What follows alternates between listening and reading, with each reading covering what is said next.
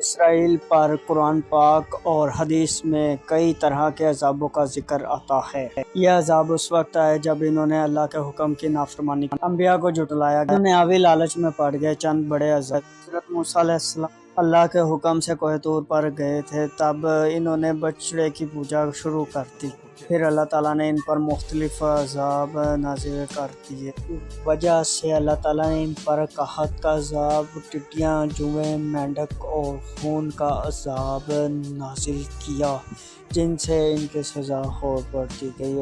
تو پھر یہ حضرت موسیٰ علیہ السلام کے پاس آئے اور معافی مانگی کہ اللہ سے دعا کرو اور ہمارا عذاب ختم کرو۔ پھر اللہ تعالیٰ سے دعا کی اور ان کا عذاب ختم ہوا، لیکن پھر یہ سرکش ہو گئے، پھر ان پر جوؤں کا عذاب نازل ہوا، پھر حضرت موسیٰ علیہ السلام پر آئے، پھر ان کا عذاب ختم کر دیا گیا، پھر اسی طرح مختلف عذاب آتے رہے، ان کی تباہ کاریاں بڑھتی گئی۔